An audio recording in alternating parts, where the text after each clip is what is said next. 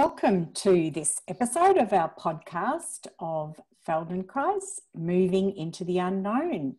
And this month we are very fortunate to have two certified Feldenkrais practitioners with us. We have Molly Tipping and we also have Bridget Cosgrove, and both are certified Feldenkrais practitioners, and I believe you guys met in the Perth training during your Feldenkrais training. But I'd like to introduce Molly first of all, and Molly, apart from being a Feldenkrais practitioner and having her own business called Tipping Motion. Yes. Yep. Molly has a background has a Bachelor of Arts in dance, and then has worked as a professional dancer and choreographer for some years, but also has taught Pilates. And after investigating the work of Mabel Todd and idiokinesis, is now pretty much working exclusively, you can correct me if I'm wrong, in the area of anxiety with adults and teenagers and children, and across the spectrum, I believe, both mild and complex areas of life where anxiety crops up. So, and Molly also lectures at WAPA, the West Australian Performing Arts Academy, and I think that might be where you started your dance career. I'm not sure. And so I think Bridget and the two of you met during the training in 2006, but Bridget has a master's degree in community and environmental psychology and has had an online business in selling Feldenkrais resources. And I believe you're working now, Bridget, on a website for Feldenkrais courses focusing on anxiety, chronic fatigue and fibromyalgia. And I think Bridget's has got quite some personal experience with those areas as well. And together they have or were co-creators of a digital or audio course, Move Over Anxiety, which I think has been very successful for you guys. And we're very, very interested in the intersection of Feldenkrais and anxiety.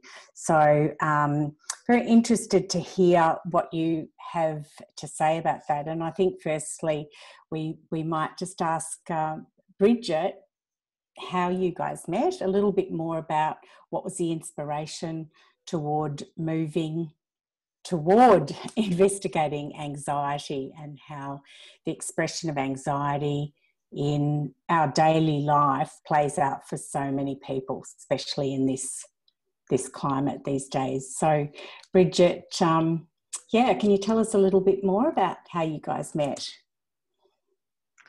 Yeah, thanks. So you're right, we did meet in the training, which we did from 2006 to 2009. And really, from my side of things, we did talk about anxiety a little bit in the training. I seem to remember being given, I think it was our training, photocopy or led us towards the section on anxiety in the book Body and Mature Behaviour by Moshe Feldenkrais.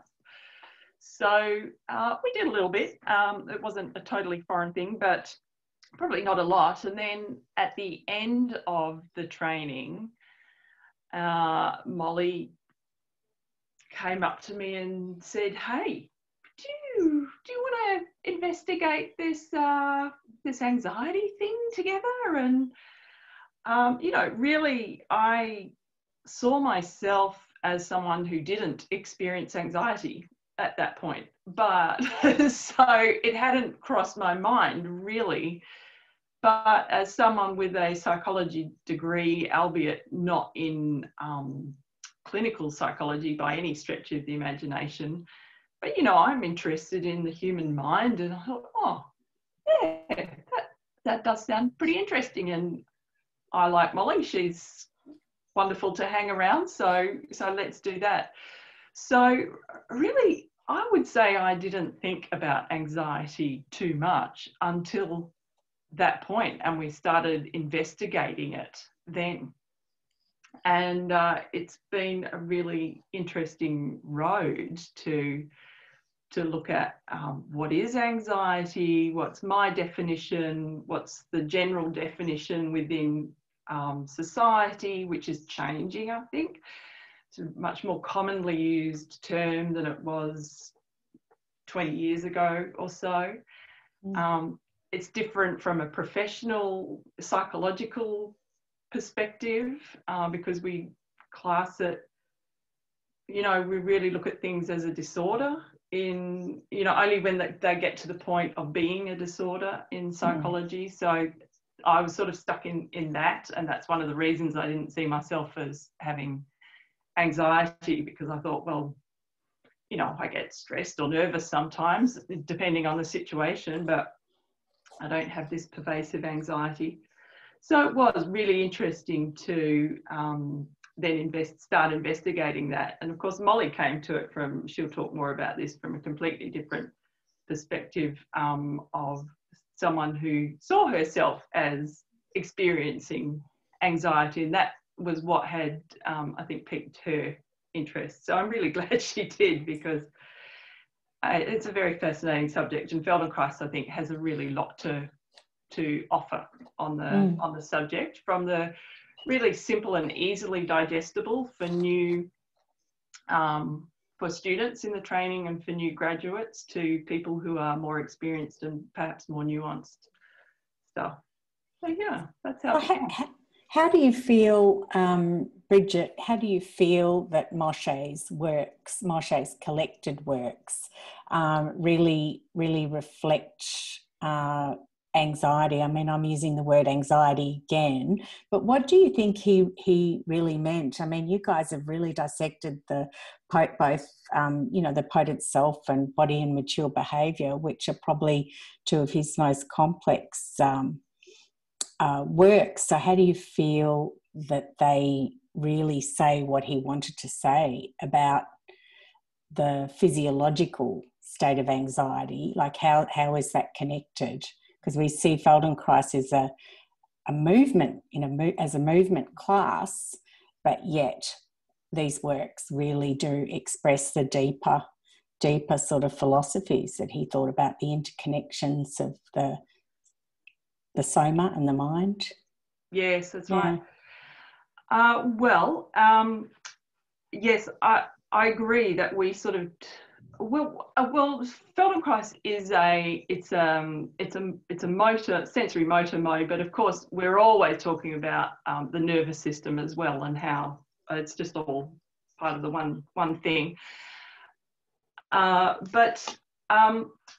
I was rereading some of Body and Mature Behaviour, and that, and remember the subtitle of his book, Body and Mature Behaviour, is A Study of Anxiety, Sex, Gravitation and Learning. So it's right up there, and so he was talking about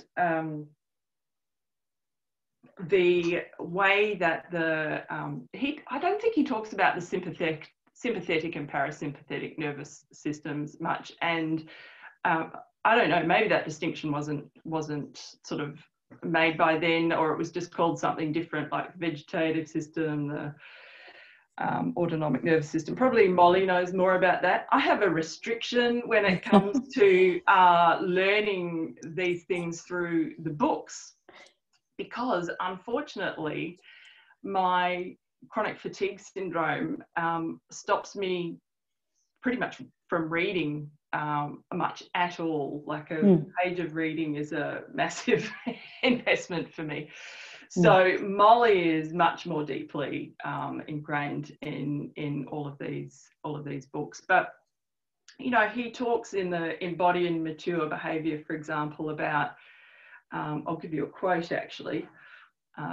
The halt of breath is a sudden disturbance of the cardiac region. It's this disturbance in the diaphragmatic and cardiac regions that is sensed as anxiety.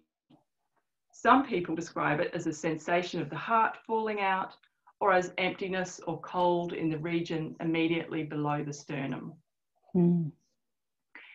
And if you read the modern day stuff on breathing and anxiety, just a bit of a search on the internet, you know, you'll see that the diaphragm, the breathing diaphragm is, you know, it's so close to the heart, and the vagus nerve, which is the biggest nerve of the parasympathetic nervous system, which helps calm things down, is right there. It goes right through wraps around, I think the aorta or something of the heart, and goes right through the diaphragm.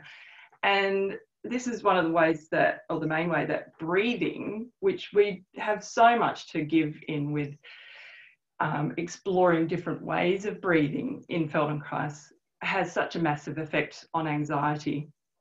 And in fact, I think there was some study recently from some, you know, top university in the US, might have been Johns Hopkins University, I'm not sure, but about all these different strategies that they have that are available for helping people with anxiety.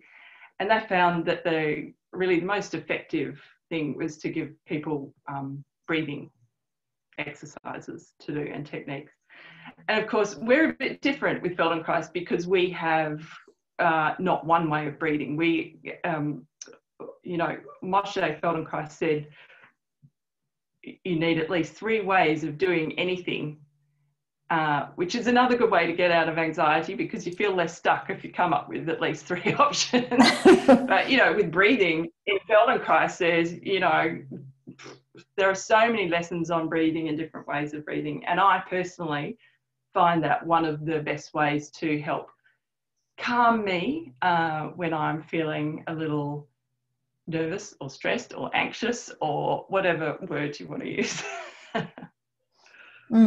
So, you know, I mean, I suppose we've heard a little bit about a definition of anxiety, and in this day and age, just COVID times, I think anxiety is coming up more and more as a topic of discussion. So we're really interested in exploring the relevance of Feldenkrais these days, and raising the profile really, and so that more and more people are aware of the possibility that Feldenkrais has to offer.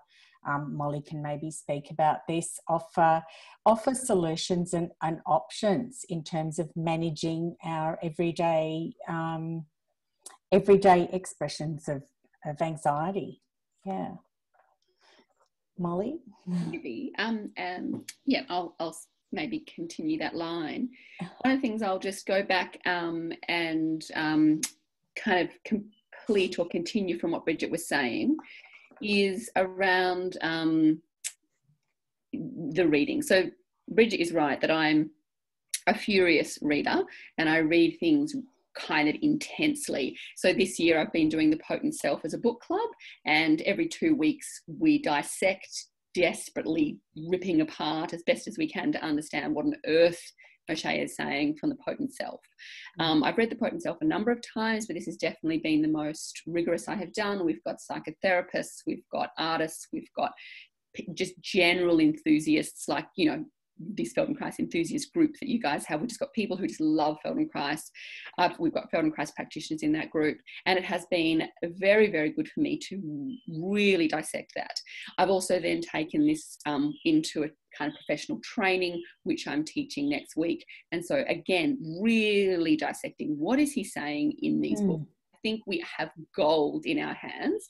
Moshe has recorded everything he has done, either in a book or in his written recordings, and we are in such a lucky position to be able to reflect and consider his ideas, because unfortunately he is beyond intelligent I cannot comprehend how he knew all these things without the resources that we have access to. It blows my mind. I'm like, how does he know this? But he clearly understood something about the human experience. And as you say, you know, this idea of the body, the mind, the environment, he understood that these things are not separate. And so when he says something in like The Body and Mature Behavior, a study of anxiety, sex, gravitation, and learning, he doesn't see those things as somehow different. They are all the experience of being human. We are bound by gravity. Human beings exist because of procreation, and we are fraught with anxiety because it manages our adjustment to the environment. It manages the decisions we make. And learning is the most exquisite gift that we have as human beings, which is that we can learn, and we aren't born with everything plugged in. And when an animal is born, they have all of their movement patterns. They have, you know, a dog barks in China the same way that it barks in Australia. We literally are born, and everything that we learn through the culture that we're born into, the family we're born into, the education we have, if I dance, if I take up fencing, if I become, you know, a bricklayer, I am taught these things, and they then become me. And this is such an exquisite thing, that actually what is so beautiful about the Feldenkrais method is that realization that actually we are at this moment in our lives, and what do we want to learn? It's interesting. You're so well read, Molly, with this, and I think you've said it. It's the adjustment of ourselves and our self-image to the environment, and I guess we're all really interested to hear some of the ways that you have found that are useful in helping people make those physiological adjustments. And maybe you can tell us a little bit about some of the things that you do in your work with performance and anxiety, and how Feldenkrais is useful. Yeah, absolutely. So at the beginning, you'd said that I kind of exclusively work in anxiety. And of course, I'm not only doing anxiety, but it's a huge component of what I do. Being at the Performing Arts Uni, I'm kind of managing kind of anxiety and elite performance. So, and in a sense, I feel like they're intertwined anyway. If you want to excel at what you do, you are going to be meeting anxiety along that road. You don't just by having a lovely time. So there's this kind of intertwine, and I work this last year. I've been working with the skateboarding team for the Olympics, and I work with various athletes in other contexts. And it's that thing of like, what is getting in the way of you actually achieving what you want? And as a general, it's anxiety. Something is interrupting your capacity to learn. Something is interrupting your capacity to. So Moshe talks about excitation and inhibition. Excitation is the kind of the neural explosion of activity in the brain. And then inhibition is, okay, way too much excitation. Let's trim that down. Let's make it a bit neater, you know. And if we think about it, like when you watch a child learning something like on a skateboard, or, you know, they work so hard. If I'm learning it, like when I first say even I'm learning how to use a technique on the computer, it's exhausting. I'm like, oh my God, this is so hard. I'm never going to do that again ever. But then slowly I get rid of the things that I don't need to do. And then I go, oh, this is how you do it. And this is this inhibition. We trim, we prune until we work out how to do something. But for a lot of people, that excitation or that kind of overwork is exhausting, and then they go, I'm never doing that again. Such a horrible experience. And as Bridget was talking about with the nervous system, so in terms of, does Moshe talk about the sympathetic and the parasympathetic? The thing to remember is, so in Body and Mature Behavior, he talks about the 10th cranial nerve. He does not use the word vagus nerve. So I'm not sure if that word was not around at the time. And as Bridget says, he used vegetative nervous system. Again, we don't use that kind of terminology anymore, but he is talking about the autonomic nervous system. In Potent Self, he talks about the sympathetic and the parasympathetic much more deliberately.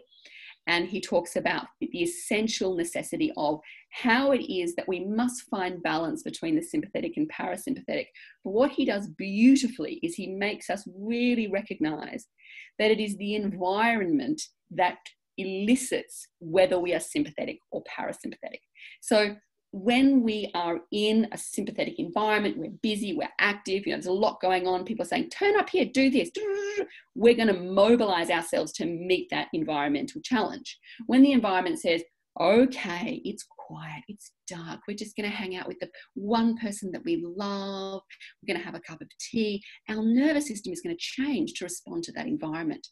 Except in anxiety, which is that the environment says, get busy, get doing, you've got to kind of be on your game, you've got to be really attentive to details. And our nervous system goes, whoa! And then actually it sort of does an oppositional thing, and we become mismatched to our environment. We can't think clearly, even though the environment says, you need to think clearly.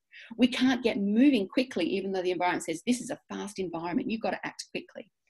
But also for a lot of our clients, what actually happens is that when we are asking them to slow down, they remain very busy, they remain very sympathetic, even though they need to come into a quiet space to be with their partner, a quiet space to be with their child, a quiet space to be with themselves. They're remaining very sympathetic in that space. It could simply be as, I'm trying to fall asleep at night and I feel hot, I feel agitated, and my brain is moving at 1,000,000 miles an hour. So when we become mismatched to the moment or mismatched to the environment, and this is where anxiety really shows up.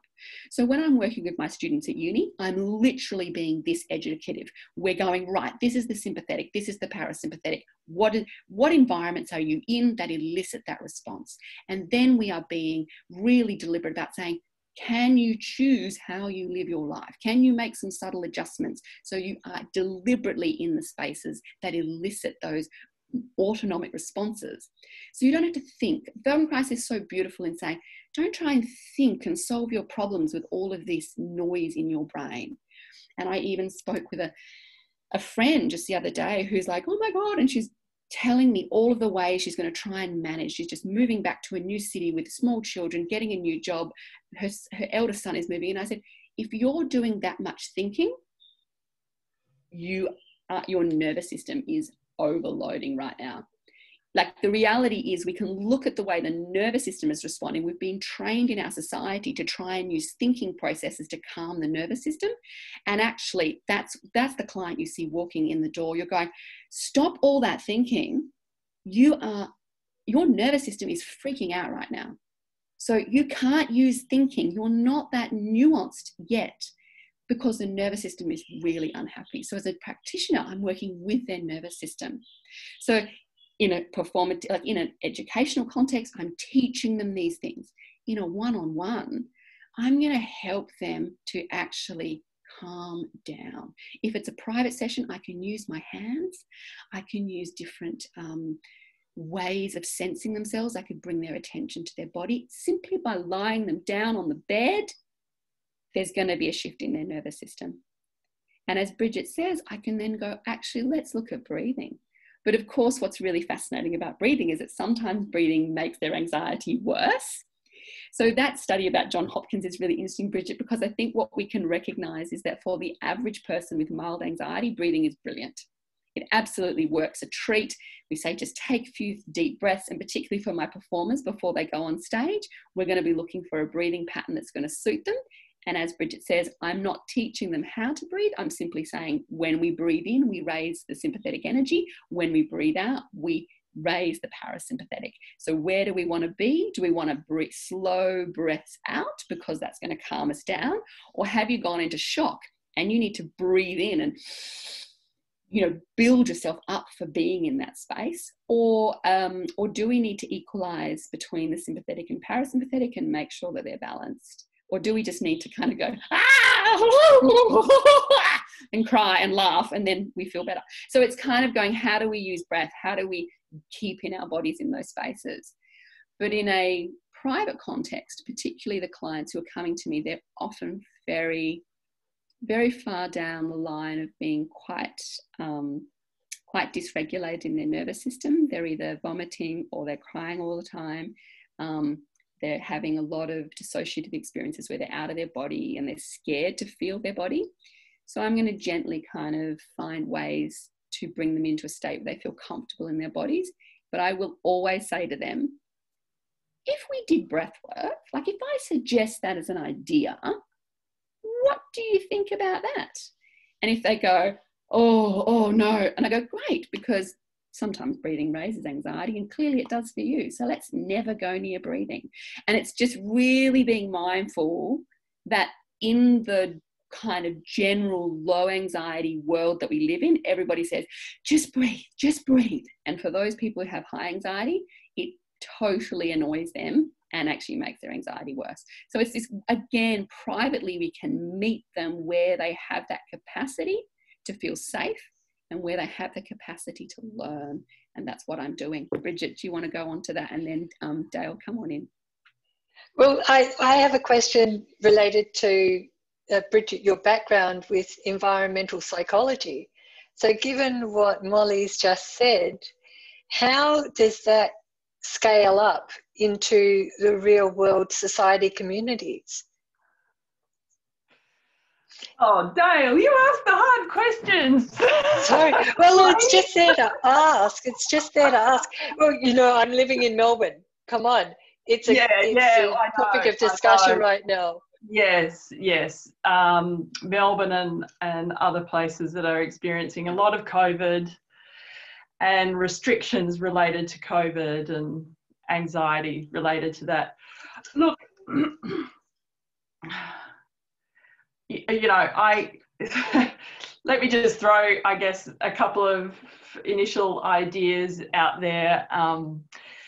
I left my environmental psychology life a long time ago, really, but it is really interesting because I've been sick with chronic fatigue for 20 years and haven't been able to work. So, but it is interesting how you suddenly go, oh, yeah, Feldenkrais is environmental psychology with the body in there as well.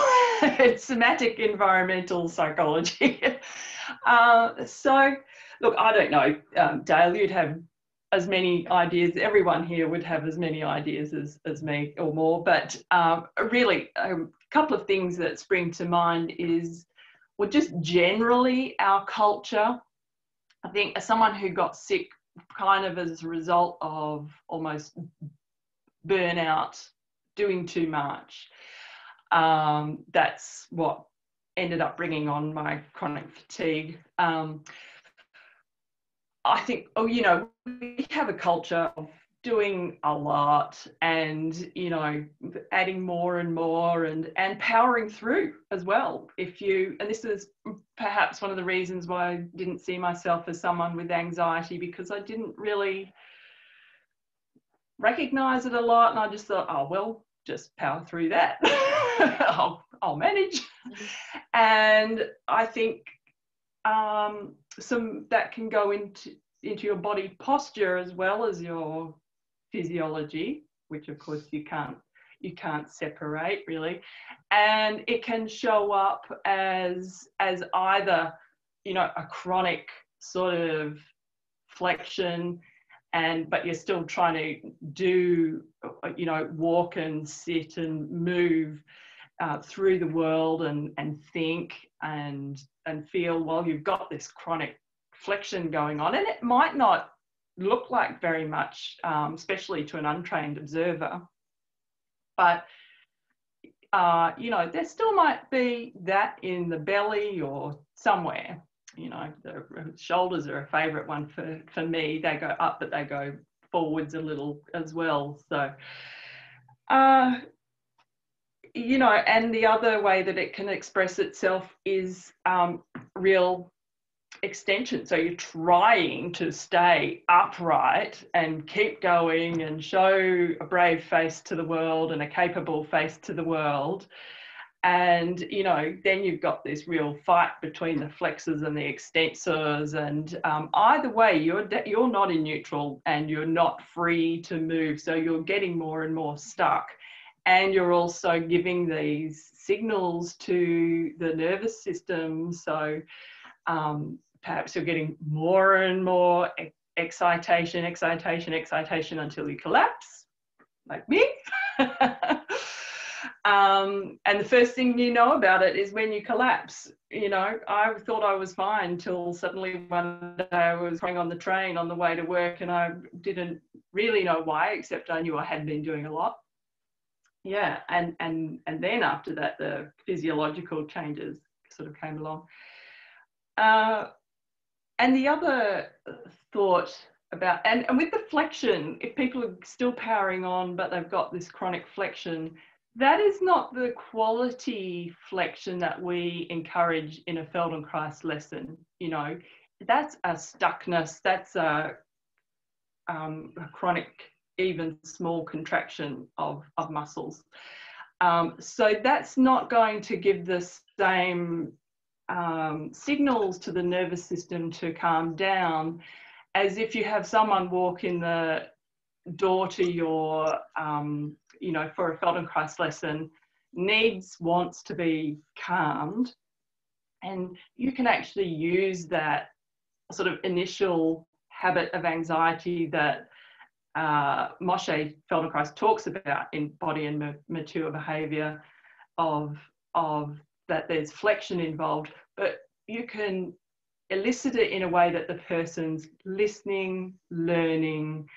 The tonus is a lot more equal, and actually you're taking the work out of the flexors by taking them into flexion to begin with, and finding, you know, like we often curl up if we're going to sleep or something like that.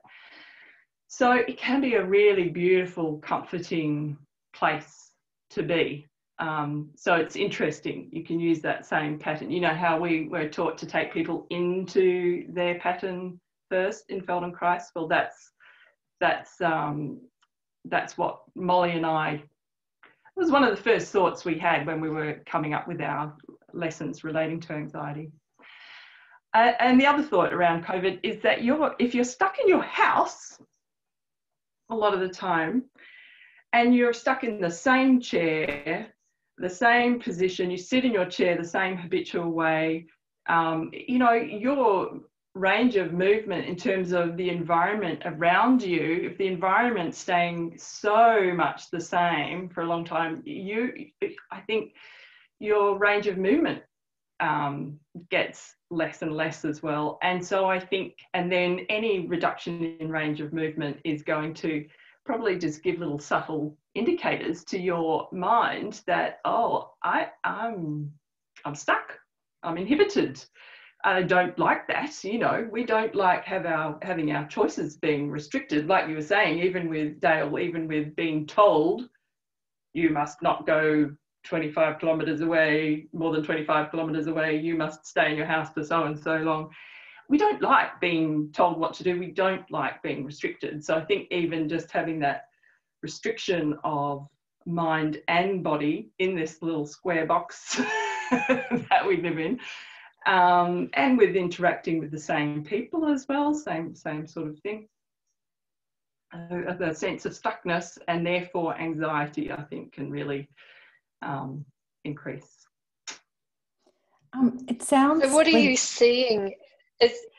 What are you seeing as a fallout of what's happening now? Are you getting more calls from people that are dealing with anxiety, with mental well-being issues? Is that starting to increase yet?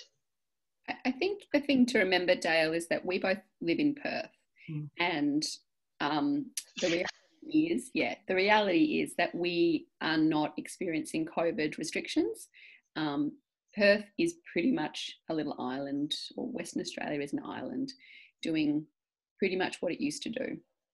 That being said, if I answer that question in terms of more of a longevity, I would say that people are much more willing to come to see me without having an anxiety disorder. So people are recognizing that actually doing work with your body, with your breath, with movement, touch. It actually supports the nervous system, and that supports their anxiety. That is becoming much, much more clear and much, much more acceptable. I just had a text message from a psychologist client who used to come for Pilates. She's she's working in the hospitals in psychology, and she just sent me a text saying, I've got a lot of anxiety at the moment. I think it's affecting my body. Now, she knows that I work in anxiety, but she's never come to me for that reason. And just that little acknowledgement that I think it's affecting my body from a psychologist who is literally working with psychosis and maybe really is very comfortable and confident in her arena, and she's incredible what she does, is there's much more acceptance in the community that we must work with the body. And Moshe talks, like I've just got a little quote here. This is from The Potent Self, where he says, the environment, mind, and body are an indivisible one. So when we say the mind and the body are one, which is something we talk about a lot in kind of general somatic kind of methodologies, Moshe is really reminding us it's not the mind and the body are one. It's the environment, mind, and body are one. And he says there is no mind without the environment. It's quite a big thing to kind of put words to, go, oh yeah, right, wow. Our mind is formed through the environment that we have grown up in and the environment that we are in. And then, of course, he goes on to say that, no method is effective that deals with these alone. And what he's really asking us to recognize is when you go to psychology and you have a beautiful relationship with your psychologist, one of the reasons that actually works is because you have a change of breath pattern. You maybe take a sigh in that moment when you're with your psychologist talking about your troubles. You go, oh God, that's so true. And actually, what do? You give up all that muscular holding. When you come to a Feldenkrais practitioner and you're working with your body and going, oh, actually I feel so good in my body, what do? You feel a really different experience of thinking. You see the world differently. You look out the window and go, oh, like my clients do this all the time. Is that always there? I love that. Is that always there? I'm like, yeah, but you're not so stressed now. So when we're in that really sympathetic state, we're looking for details. We're looking for danger. We're looking for things that we need to pay attention to that are essentially important for getting things done. And as soon as you shift into that parasympathetic state, you just notice things that you don't need to notice because they're not going to lead to any kind of particular outcome. But suddenly something about the shadow or the colouring becomes really part of your experience. And that's just because of the way that the sympathetic and parasympathetic nervous system support, brain processing, which then supports what we see and what we're allowed to see in the world.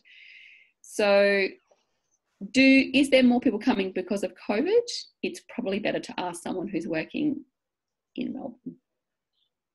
Maybe. But what if somebody from Melbourne were to come to see you? Would you have already tainted glasses to know that, well, this person has been in shutdown for quite a while? There would be like an already always listening for how that would be, and would you relate to them differently? Oh, look, the thing I suppose to remember is that, at the moment we're seeing a global or a state-based experience of being trapped. But actually, when my client walks in the door, they are experiencing being trapped, either because of family relationships and dependency and obligationary relationships, financial relationships. I've got clients who walk in the door and I literally hear their story and I go, oh my God, you are trapped. They've got 2 young children. They have a partner who's working away. They're working and studying. You listen to the story and you think, wow, you are trapped. And this is not because of an experience that is felt through the whole community.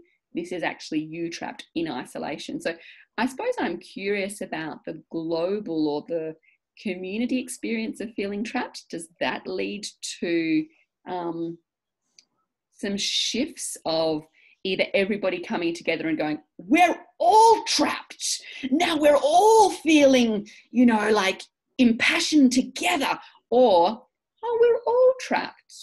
Okay, well, let's all garden together and talk about which seeds we've planted. And so in a sense, perhaps communities support either a reckoning with the experience or an antagonism with the experience, perhaps. So, Molly, do you think that we're seeing now people make more connections between their state of being and the state of the environment? And in doing so, how can we spread the word that Moshe Feldenkrais actually put forward these interconnections so long ago, and that now, we're really in a unique position as Feldenkrais practitioners to be able to connect the dots around these things and maybe bring some awareness to other somatic experiencing practitioners and other areas of embodiment where perhaps Feldenkrais hasn't been as well known as it has been. I wonder if you'd like to comment. Yeah, so maybe what I will maybe add in here is, because you mentioned the word somatic experiencing, and sometimes there's a kind of a linkage between Feldenkrais's ways of working and somatic experiencing. I have no idea if Peter Levine has read Moshe's work, but what I want to maybe illuminate, which someone told me many years ago, is that when Frank Wildman brought Feldenkrais to Australia, he wanted to bring it to the psychotherapists. This is the people that he first approached and really tried to make a connection with. When you read Moshe's work, you realize this is, as Bridget said before, it's somatic environmental psychology. Like, it is actually not, he is so interested in the human experience. But the psychotherapists didn't want it. It wasn't something that they could see a purpose for or a use for. And I can recognize now that somatic experiencing has come on board as a modality for the psychotherapists, I can see how that actually suits them better, because it is much more of a talking-based experience, which then feeds bodily expressions into. Whereas Feldenkrais is a movement-based experience where we meet ourselves in the movement. But the physios took Feldenkrais on when it came to Australia. And so when Feldenkrais came to Australia, it was really the areas of development were in biomechanics, they were in neurological conditions, they were in the beautiful work that we do for organising movement, for reducing pain, for increasing efficiency, increasing balance, for improving athletic performance. All of those things have been really beautifully experienced and considered in our environment. But the anxiety and the sex, we just kind of pushed them a little bit away because we didn't have the expertise to really kind of navigate those in ways that were maybe backed up by other arenas of professional capability, I think, at that time. And of course, when I went to Bridget and said, Bridget, let's do anxiety. For me, anxiety was this thing of like, I was a dancer. So, you give me the exercise and I'd be like, yeah, great. I can do all of that stuff. That's great. And I really, I wasn't necessarily interested in doing Feldenkrais originally. I was basically bullied into it by a really wonderful practitioner who, of course, I get to thank now and say thank you. And I was like, I'm not going to do this. It's so boring, Feldenkrais. And but I did the first segment and I was like, oh my God, I've never come across something that is so boring and so freaking amazing. This is the thing that is actually keeping me sane. I had a 1-year-old. I was, new to motherhood as quite a young mother. And I was really not physically in pain. I was really capable with all the movements I can do. But I would stand up after a Feldenkrais lesson and be like, oh my God, I feel like I can think clearly. I feel calm. Wow. Okay, this is good. I like this feeling. And I just hit this thing of going, you know what? I'm doing Feldenkrais for me. I'm doing it so I can be a good parent, because I realized that actually when I was calm, I parented better. And it actually helped me become the parent I wanted to become. And so I did Feldenkrais for purely those emotional, mental reasons. And that's when I went, you know, to the reading and went, why Moshe is talking about anxiety all the time? Why aren't we talking about it? And I go up to Alan, I'd be like, Alan, why aren't we talking about emotions? Alan, where's all the work on emotions? And he'd be like, it's in there, Molly. It's in there. You just, yeah, but like explicitly, tell me explicitly, what are we doing? And, you know, one day having like a massive meltdown, crying in like a lane way, sobbing my heart out. And then Alan saying, oh yes, this happens in second and third year. And I was like, well, if you know that it happens, why aren't we talking about it? So I'm a very impassioned individual about everything. And so then I was like, right, Moshe is talking about anxiety. That's the thing that I love about this work. And I'm an emotionally kind of crazy individual. And so this is where I'm going to be putting my work. And that's when I went, you know, obviously Bridget and I have a friendship that is, you know, really beautiful and lovely. And I knew that I would have to work with someone who I just felt so comfortable to be in conversation with. And just, yeah, it was like, actually, and also because Bridget and I are quite complementary and different, it was like, let's work together because we're going to have different ideas around this. And of course, her psychological degree was something that was really important as well, I think, in terms of, you know, backing up some of the ideas we had. So I feel like I've gone completely off tangent. I can't remember what you asked. No, that's okay. I think, you know, we're in the training at the moment, the three of us, and we're embarking into our third year. So we can probably all relate to that fact. And having journeyed through the training so far, it was a little bit mystifying that this aspect that comes up so much in Moshe's books is not really talked about. We do a lot of learning about the practicum of the way of actually how to conduct awareness through movement group lessons, and we're about to embark on the one-on-one study functional integration. And I'm just interested as to how you think this could be brought into our training, this aspect of addressing anxiety, both from the perspective of the learner of Feldenkrais, but also in how we can help ourselves as practitioners to be skilled up without crossing professional boundaries, but to be able to recognise and the expressions of anxiety as it comes through the door, to be better practitioners, to be able to deal with it and also to refer on where necessary. Yeah, look, I suppose what I really recommend is that everybody reads Moshe's writing. If you want to work with anxiety, your tutor is Moshe Feldenkrais. Okay, he is your mentor, and that's the person you must do the work with. One of the reasons that I read Moshe so widely and deliberately is because I am not a psychologist, and so I am not backed up in the work that I do unless I am. I want to literally refer to the quote that says, this is what we're working with and this is what makes a difference. In the same way that Bridget mentioned in the beginning, this perturbation of the diaphragm, he talks about the flexors, he talks about the tension in the hands, the tension in the jaw. When I'm working with my clients, I literally am informed by the work of Moshe Feldenkrais, and that is what I do. Okay, so I think it's really important to understand that as a Feldenkrais practitioner, reading Moshe is very difficult. I will, not disagree with why people don't read it. It is hard, but I will say this: if you want to work in anxiety, this is where you go. And probably one of the books that we haven't mentioned, but it is actually quite a good book for starting, is The Elusive Obvious.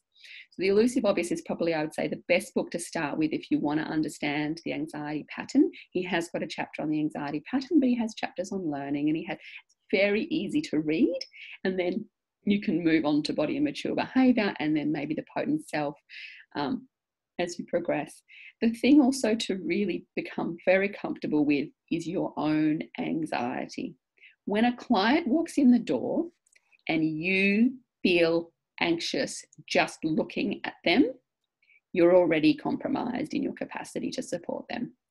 So you have to become comfortable with your own anxiety, and you have to have, as Bridget said, 3, 4, multiple ways that you find your way back to your center, that you find your way back to feeling grounded, feeling like you can breathe, and feeling like you can meet your client, so that you then become of service to them. As soon as you have your anxiety experience as the dominant experience, it's very difficult to be of service for your client.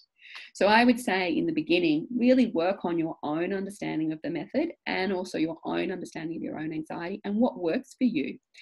Are you someone who needs a few breaths? You know, I've got little patterns where if I'm working with a client and I feel like I'm getting a little bit nervous, I will literally go, oh, hang on, I'm just going to stand up. I'll literally walk away from that client. I might get a pen, I might get a book. I might even say, hey, listen, I'm just going to go and get a drink of water. I've just realized I need some water. And I'll go outside and I'll do something to kind of recenter myself, and then I'll come back in again. But as you say, in terms of referring on, I'm also really clear that I do not have the skills and capacities to deal with trauma.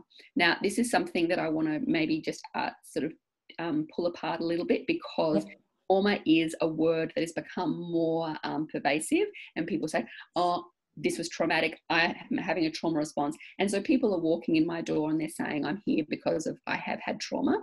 But when I can feel that the trauma is really present, and I'm like, unless they're working with a psychologist and I'm in conversation with the psychologist and we're working together really deliberately, I'm not skilled to work in that arena. Like, I'm just not.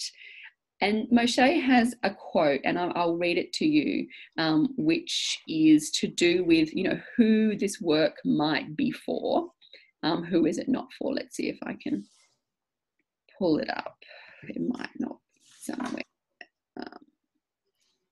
It's really quickly accessible to me. I think it's great that you've mentioned that, because I think, you know, a lot of us, we have our, as Moshe says, we all bring our own experience to our practice of the method. And we've been looking at how we can be more effective and have good use of self in being good practitioners. So, and I think this is something where Feldenkrais is really unique in that the practice of giving a Feldenkrais lesson or a functional integration session is of much benefit for the practitioner as it is for the person doing the learning. And as a learning methodology, which is what Moshe Feldenkrais put this forward as, you know, I think it's fantastic that we can also benefit from actually giving this work and being of service to other people. Yeah. Absolutely. Look, and I can't find the quote just in this moment, but what he talks about is that, you know, your client must be in a position where they can learn. Okay, so that's probably the thing you're looking for. If your client walks in the door and you recognize they really can't learn, they are so traumatized that actually they're really not able to engage in a learning process, then that client is not for you. So I think that this is, again, just a really good check-in. Does the client have capacity to learn? And this is where trauma is, like before I was saying, for certain experiences of trauma, it interferes with your capacity to learn. And this is where I realize I'm not going to be of service to you. So that's maybe just a good indicator, because it's not to say that we can't do beautiful work with our clients. So we can't do beautiful hands-on work, working with the nervous system specifically.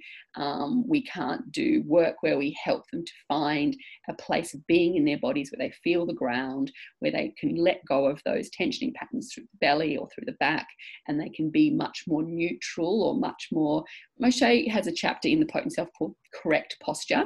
I would never tell my clients with anxiety that we're working on correct posturing, because they will do it so well that it will no longer be what he means.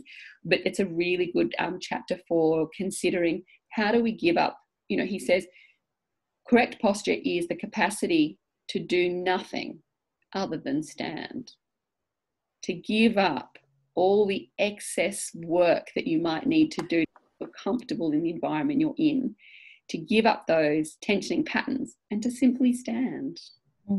I think that's what Bridget was mentioning. I think, weren't you, Bridget, in those that state of being where you can be really wired, either in flexion or extension, and that perhaps what people can learn when they come to Feldenkrais is a state of being where they are able to learn, which I know was what Moshe put forward in some other quotes that you could find, Molly. But just to be able to be in a state of readiness. And, you know, what did Moshe mean by that? Maybe he meant that we're just in that state where our sympathetic and parasympathetic nervous system is more balanced, so that we're in a place where we're ready to learn. So even people with trauma, of course, can come to Feldenkrais and experience or have a taste of some techniques that are really grounding and really therefore enable people to be more available to themselves. You know, I've had some experience with anxiety myself, and just even going through the training, the whole training has actually enabled me to be more available to myself, to just have that clarity of thought, ability to think, and ability to function. And, you know, whether people have had previous experience of anxiety or not, I think, you know, we need to be aware of. I might add one other thing, Libby, to this conversation around trauma and anxiety, because, of course, I'm not saying that, you know, you can't have had traumatic experiences and benefit from Feldenkrais, because, of course, you absolutely can. But perhaps the thing to recognise is that what is so beautiful about the word anxiety is that it's a present moment experience. So if I'm experiencing anxiety right in this moment, it is an experience of anxiety.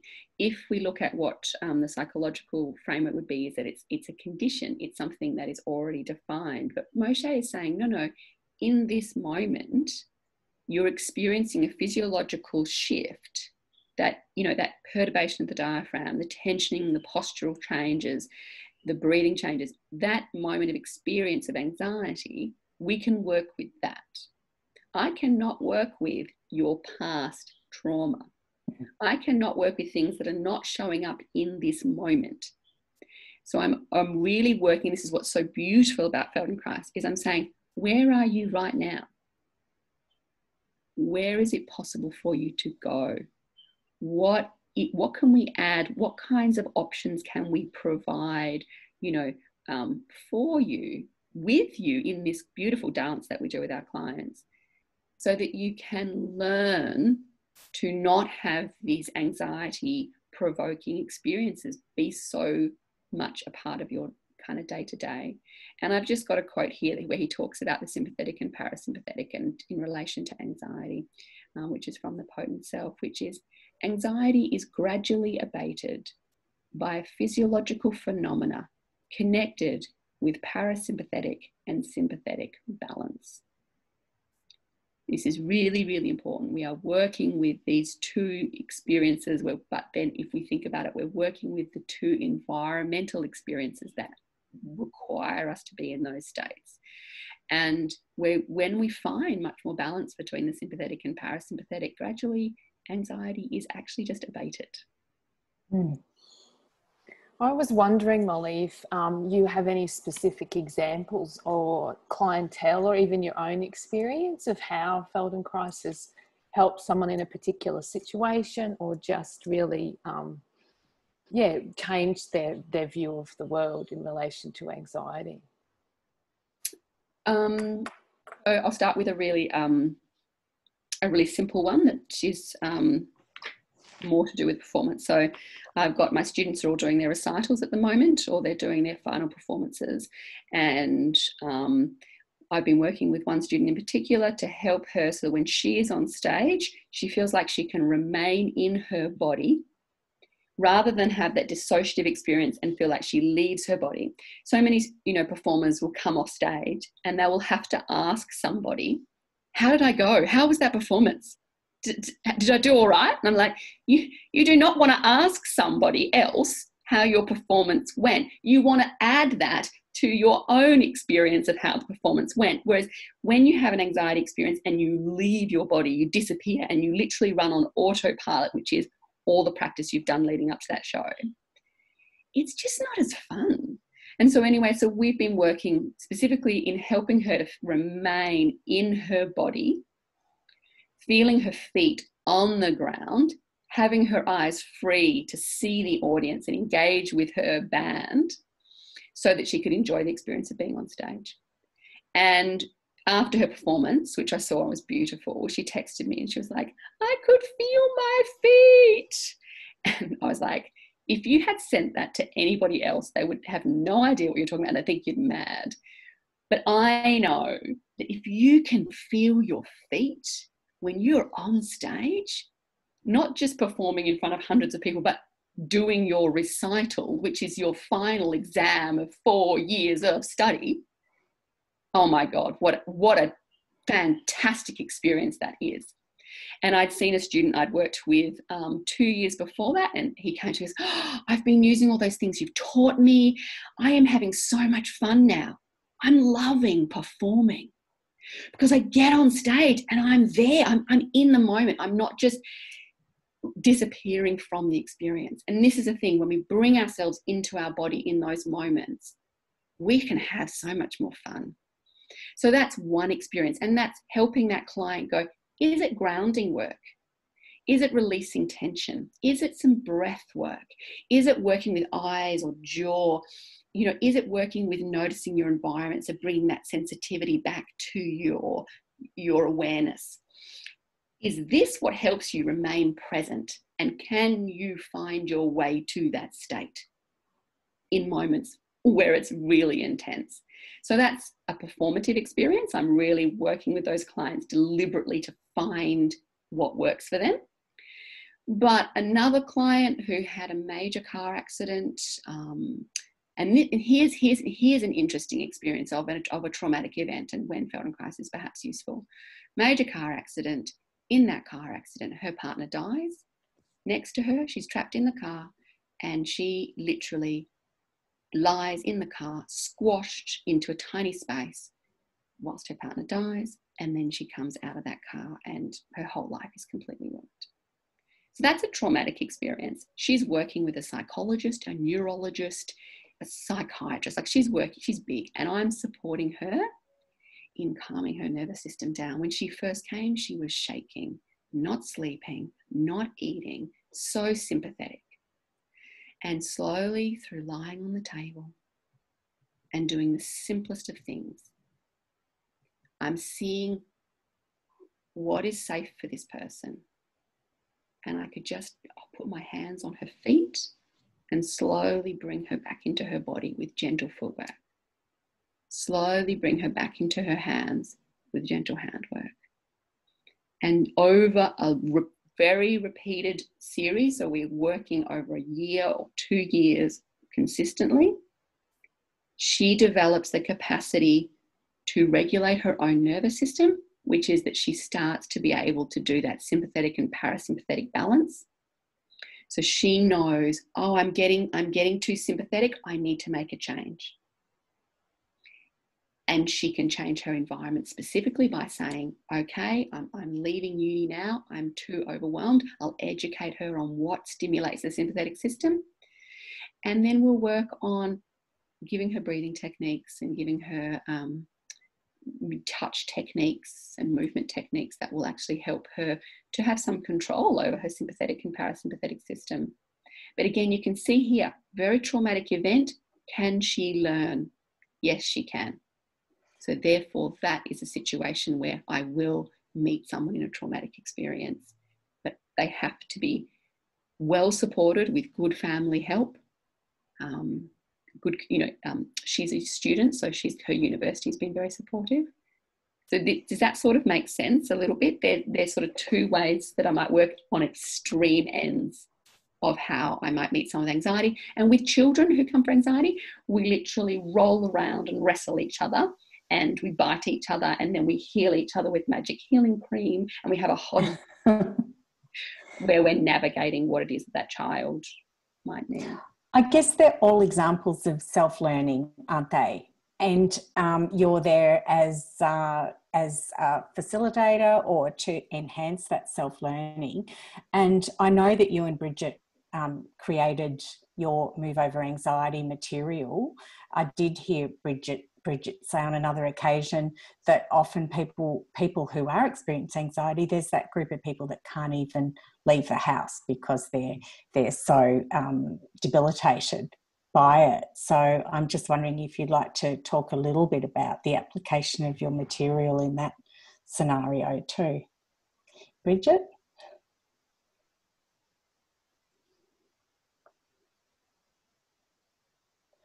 You might need to unmute yourself. Sorry. Yes, thanks for mentioning that. Yeah, so after Molly and I had started discussing anxiety, we decided we'd come up with some classes, and we gave a couple of different series of classes using different lessons for people, and that seemed to really help people a lot. And we thought, well, you know, why not make this more widely available, you know, just in general for people who didn't live in our local area and couldn't make classes. But I think I still had in the back of my mind also the experience I'd had when I first had chronic fatigue syndrome, and I could barely leave my room, let alone my house, you know. So what about giving access to people like that? So, and of course there are people with agoraphobia or other anxieties that have them being stuck at home. So so we decided to make a CD set. This was, you know, and now it's a download. And we do have CD sets still, but mostly people want it as a download, which is available on both of our websites. And, you know, there's like 11 different lessons in there, and we give little talks at the start, and then about a little bit about each of the lessons, more some than others. And we go through the body pattern of anxiety, helping people find their own personal pattern, because it isn't exactly the same for everyone. And as I've discovered in just thinking about this and noticing it more and more in myself, there are similarities in like all my times that I have anxiety, but it's different depending on, again, what environment I'm in and what the situation is, the physical environment. Am I driving? Is it a thunderclap overhead or whatever? Anyway, so you get an opportunity to discover that, and then various other lessons that build on your understanding of anxiety. So that's available on our websites, which I think you're going to put in the blurb, right, that goes out with this, so people can link to that. There's also a little freebie on mine that's I think it's about 7 minutes long, maybe 10, but relaxing the face. We sometimes forget about the face, I think, although the jaw, you know, the jaw's obviously a big one with anxiety. So we do have a specific one on the jaw in our Move Over Anxiety CD. But this one's just a general face relaxation, because I certainly notice in myself that I start, you know, scrunching my face up and frowning and stuff like that. So that's a freebie people can get off there. There's also Move Over Anxiety, and also, as you mentioned at the start, I'm just starting to develop a series for people with chronic fatigue and fibromyalgia. I'm aiming it at people who can't get out of the house, and so that can be accessible. So it's going to be very gentle. It's called Get Going Gently.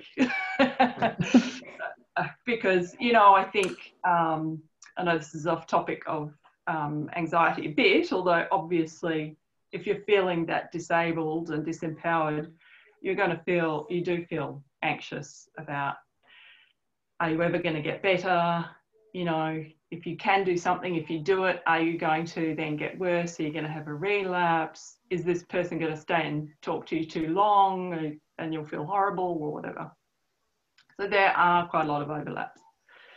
But yeah, so that's people can sort of express interest in that upcoming thing on my website too. Thank you so much, Bridget. I just, it's been such an interesting discussion. I know I've remained quite quiet, but this is a topic that's really dear to my heart. And I think that I just have to applaud both of you for taking it on. And it just seems like it's, for me, integral in the Feldenkrais work, but obviously not recognised as much as it should be. So I really thank you for talking to us today, but also doing the work that you're doing. So I'll just finish it off there. So thank you to both of you. And Molly can be reached on her website at tippingmotion.com.au. And Bridget's website is https://movessmart, movesmart.podia.com. And again, I think we've just touched the top of the iceberg, and we'd love to talk to you again at some other stage and really look deeper into the work that you're doing. Next month we have, on Moving to the Unknown, we've got Zoran Kovic. He's an Australian Feldenkrais trainer who's got a background in the arts. And together we're going to discuss Feldenkrais training, about emotions, the transformation that happens, and obviously anxiety is all part of that as well. And how you really change as a person in your thinking and your being. So I'm looking forward to that one. Thanks again, Molly and Bridget. It's been wonderful having you on. You have been with Dale and Libby and myself, Heidi, and you can continue the conversation with us on Facebook or Twitter, and together we can move into the unknown. Thank you. Thank you. Bye.